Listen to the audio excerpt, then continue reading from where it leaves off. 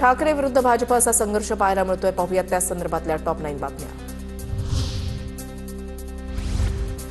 त्यांच्याकडे मोदी आणि ईव्हीएम असल्यानं माच करतायत. संकट नीट ओळखा, मुंबई वाचली पाहिजे. त्यांचं स्वप्न गाडण्यासाठी आपण एकत्र. राज ठाकरेंचा पदाधिकाऱ्यांना कानमंत्र. आमचं आणि मनसेचं जागावाटप पूर्ण. नाराज असलेल्यांसोबत संवाद साधणार. पुण्यातील चित्र स्पष्ट होईल. संजय राऊतांची माहिती.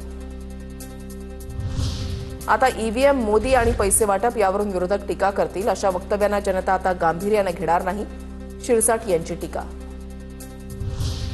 भाजपच्या उमेदवारीवर ठाकरेंच्या सेनेचे अखिल चित्रे यांची टीका. उमेदवार कोण? तर पटेल, त्रिवेदी, शहा, झा, जयस्वाल, यादव, शर्मा, गाला.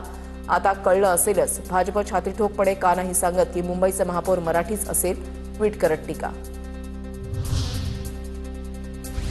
मनपा निवडणुकीमध्ये ठाकरेंची शिवसेना आणि मनसेचे 12 वाजणार. उद्धव ठाकरे आणि राज ठाकरेंच्या युतीवरून नवनाथ बन यांची टीका. मुंबई गुजरातवाल्यांना पाहिजे आहे, मात्र मुंबईला महाराष्ट्रापासून तोडण्याचं त्यांचं स्वप्न मोडायचंय. बाळा नांदगावकरांची प्रतिक्रिया. तर भाजपकडून उत्तर भारतीयांना जास्तीत जास्त तिकीटं. अविनाश जाधवांची टीका. ठाकरे बंधूंनी परिस्थिती पाहून निर्णय घेतला. जनाधार निघून जातोय. लक्षात आल्यावर एकमेकांचा आधार शोधला. पंकज भोयर यांची ठाकरे बंधूंवर टीका. राखी जाधवांचा भाजपमध्ये प्रवेश. मुंबईमध्ये पवारांच्या राष्ट्रवादीला मोठा धक्का. पराग शहांच्या उपस्थितीमध्ये राखी जाधव भाजपमध्ये. नाशिक महापालिकेत महाविकास आघाडीची एकत्र निवडणुकीची घोषणा. मात्र ठाकरे गटाच्या युवा सेनेकडून उघड नाराजी. 40 पेक्षा जास्त पदाधिकारी राजीनामा देण्याच्या भूमिकेत. युवा सेनेच्या पदाधिकाऱ्यांना उमेदवारी मिळावी यासाठी आंदोलन.